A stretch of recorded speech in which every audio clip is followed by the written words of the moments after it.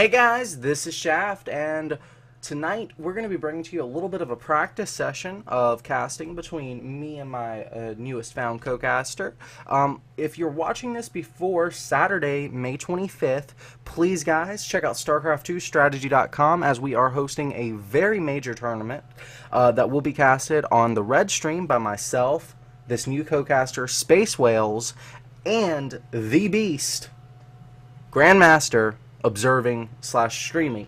That is going to be our red stream. We will also have a blue stream set up, so you'll be able to watch as many matches as possible. But without further ado, I do want to go ahead and introduce my co-caster, the great, the amazing Space Whale. How you doing tonight, bro? Not too bad. How's it going, everybody? Glad Got a TVT here for you on Aklon Waste. Yes, sir. Yes, we do. And without further ado, we're going to go ahead and hop right on into this game. So here on the top left-hand side of the map, if you want to do the introductions. Sure, we have a Terran player that I have never heard of, in fact. He is PSZ. Absolutely. He's got a tough task ahead of him. Or in the bottom right, we've got AcerMMA. Yes, we do. Now, just to let you know, I did look up PSZ just a little bit. He is a Grandmaster player on Europe. So he's definitely going to be someone that can hold a candle to MMA. But, you know, this is MMA, inventor of the Blue Flame Hellion builds from oh so long ago. But, yeah, it's TVT, so if you want to, while this game's setting up, tell us a little bit about Terran vs. Terran metagame presently in Heart of the Swarm. Well, in Heart of the Swarm, a lot of Terrans are, I would say, displeased with the metagame because of how effective early aggression can be with the strength of the medevac. Mm-hmm. We're seeing some adjustments. I guess one thing to point out to combat this earlier sort of harassment, fragile unit-based play. We can see things like proxy Thors come out of Lucifron and WCSU, and other things like big early tank pushes given the no longer requirement of siege tech upgrade research. Right. So these dynamics are kind of throwing a wrench in what people think is the standard of just medevac and early harass-based play. You can go a lot of Reapers and then completely die to any sort of beefy unit in a form of counter-aggression, so I still think the matchup is evolving. Understood. So what are your thoughts? Oh, go ahead. I was just going to end offers a lot of exciting transitions. Okay, cool. Well, speaking of transitions, what are your thoughts on this one player getting gas where MMA has gone absolutely no gas and is not blocking his ramp either? What are the considerations for MMA not blocking his ramp where his opponent is, and his opponent also getting gas? Well, it looks like MMA might even go for a low ground CC here, which, given this early gas, will give the red Terran player the capacity to run by early Hellions or put on some pressure with a Banshee quickly. Okay, and we actually have the factory going down now, orbital commands starting up for both players. Actually, MMA is about 3/4 of the way done. There's the command center you were talking about, though it is going to be on the high ground. Yeah, so we see with that earlier orbital and already the second CC started, there's a huge economic advantage going into the mid-game for MMA. This SCV's just going to sneak by and see the factory, so MMA, being a good player, knows that this is gas first. And great, he sees the second gas as well, knowing that there is the threat of Cloak Banshee. Yeah. So we'll see how he responds here, throwing down 2 gases of his own. It looks like he's going to rush to try and get up his own factory and starport tech, maybe relying on a siege tank and a Viking coming out defensively. Absolutely. So Vikings, you know, pretty good against Banshees, seeing as Banshees can't fight back. It definitely makes sense. And there's a starport as well, so I guess that double gas is going to be indicating Banshees. Does it have to be Cloaked Banshee, or are normal Banshees also a threat? Normal Banshees can be a threat. It wouldn't be too much of a problem for this tech-based transition of MMA. Well, as soon as he gets his starport up, as you mentioned, one Banshee's going to ward off the infinite, or one Viking rather is going to ward off infinite cloakless Banshees. Yeah. There is going to be, before any stage of Banshee aggression, a couple Marines and a Widowmine in a medevac likely. We see that the reactor's now been thrown down on the barracks, so this is a transition I haven't seen before. I think the red Terran player can still pump out a few siege tanks and go for a frontal push. He's also it's really undetermined. He's also burying some Widow Mines here, so it looks like he might even be trying to protect against counter aggression. Oh wow, we actually have a starport coming out of PSZ, or I'm sorry, a medevac coming out of his starport. So it looks like this might even become drops as opposed to Banshee. Do you think this is? So due to MMA scouting him? Uh, it could be because after this aggression occurs, MMA doesn't really know what the follow-up is. You see that this player still has the capacity to produce tech labs, to add on banshees or tanks, and he's completed the wall up denying the SCV. Mm-hmm. Note that he hasn't scouted MMA himself, so that might be Absolutely. why he's gone for a build that has more of a defensive capability. You saw him using that earlier Widowmine Mm-hmm. placement to deny the potential for maybe like a 2-Rax Reaper aggression. Got you. Well, it's So he's interesting. actually being safe in his aggression. Yeah, it's kind of interesting though because PSZ did lose a SEV to MMA's SEV attacking it while building a depot, and that SEV also saw the medevac. So this drop has been completely scouted. So really, all MMA is going to have to do is ward this off. Where does his opponent go from here? Well, it looks like he's following this up with cloaked banshees, just like you said, but it seems like a much later timing tech. Now we do have that drop finally showing up, but Marines are in the middle line right there to ward it off. Yeah, and with the 4 Hellions, you can be sure that he's not going to let any Widow Mines get buried in his mineral line. However, a Mm-hmm. nice placement by PSZ may be going to deny this orbital from landing. If you look Absolutely. at his transition back home, though, he's got to make something happen. It is the Cloak Banshee play, along with the tank being pumped out. You see, he's just started his other CC. Mm-hmm. So he really needs to inflict some damage on MMA, who's already doing a great job of denying any early aggression. MMA also scanning that Widow mine to go ahead and get that out of his mineral line right before the SCVs show up to start mining, so could not have timed that better if he had tried to. He boosts back the other way, gets the Widow Mine down. A couple of Marines picking off 2 SCVs here. Mm-hmm. The Widow Mine unfortunately fires at the SCV that was going to die anyway, but that's still burrowed in the mineral line and keeping MMA a little busy while this Banshee comes into his main. Now Do I you note think that MMA, without scouting that Tech Lab starport, has thrown down an engineering bay and does star 1 turret? Or 2, actually. absolutely. Now I think what PSZ was trying to go for there was buying some time for the Widow mine to go down, but unfortunately that missile turret is going to, reveal that. So there we go. Widow mine going to bury again. This time actually getting some SCV kills as well. Yeah, landing the Viking actually to clean that up. PSC's Mm-hmm. got to worry about the counter push. There's a pretty strong Hellion count from MMA here, but he does have 1 Banshee and 2 tanks at the top of his walled-in ramp. So MMA is Absolutely. only going to really be able to stop him from taking his natural. We see MMA is going for that third, and he has his 2 turrets up. So with this Viking at home, he should be able to clean up the Banshee. But right now, his attention is at the front of PSC. Absolutely. And while all of this is happening, there's actually a cloaked banshee just sitting idly here, not even doing anything, not even uncloaking at this point. So I think PSZ might actually just be falling apart here. He doesn't know where to follow up. He's got 3 CCs or a third CC on the way rather, which his opponent also is working on. So both players trying to basically decide who's going to get the third base first. So in total with the aggression, PSC took out 13 SCVs, which, when you look at the supply count now, it doesn't seem like he's in too bad of a situation. He's already got the stronger tank count. Of course, MMA does have that map control and harassment potential given his retention of the medevac and the early Hellion count. Mm-hmm. But MMA definitely had some trouble with the aggression that PSZ put on. I'm not sure if it was the best move to go across the map with his Hellions and Marines.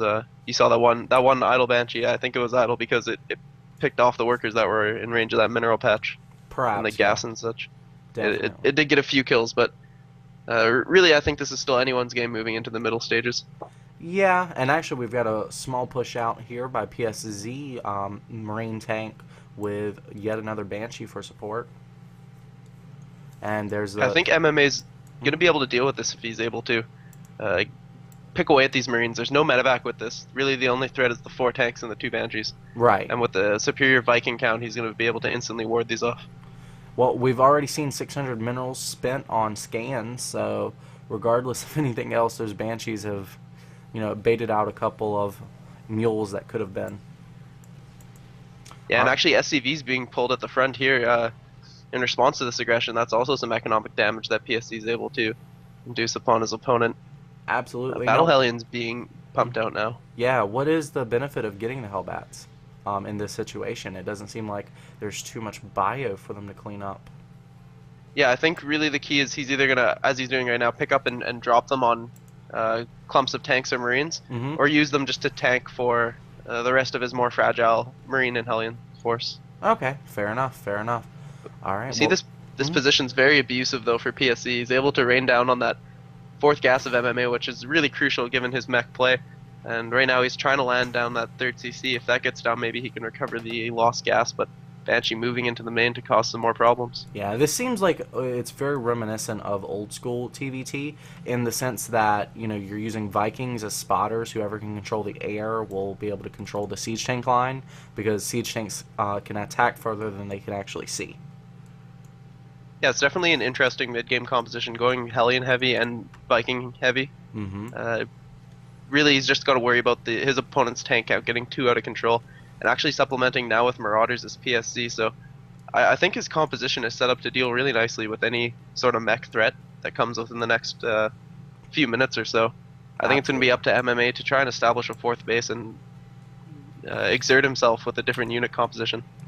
Yeah, now there's a little bit of harassment going on. That medevac actually dropping 2 Hellbats in the mineral line, but not too many units were killed there. Yeah, at the same time, MMA actually lost a Banshee to a turret on the north side of PSZ's main. So 2 things going right for PSZ. As he's cleared down the rocks, he's going to be able to transfer workers to his third base anytime soon. So both players having similar saturation, similar economies, and similar supplies still. Absolutely. Now PSZ is at this point going ahead into a stem pack. 1-1 upgrades. Well, wait a sec. Yeah, okay, 1-1 upgrades on the way as well. I don't know. This looks like it's going to be straight up mech versus nothing but bio. Yeah, the one difference between the typical biomech scenario here is that PSZ actually has a higher tank count than his opponent. Or at least identical now. No, he's still up by 1. Okay. MMA does have +2 on the way for his tanks, and I think that's the really big advantage here. If he starts producing multiple tanks, which you see he's got 3 tech lab factories now, as soon as he overwhelms that tank count, it's going to be really hard for PSZ to force an engagement. Yeah, PSZ has a more mobile army here, but it's not by much. He's going to be limited by the siege tanks in a lot of ways. Whereas his opponent, you know, still sitting on siege tanks, the Hellbat drops are real deadly, and that's going to give him a lot of mobility as well. Yeah, you see PSZ, he doesn't want to deal with these Hellbat drops. He's got 2 turrets in each drop lane per base, except for his third, where he's built a bunker in the mineral line and also got a turret there. So really not sparing any expense when it comes to denying that form of mech harass.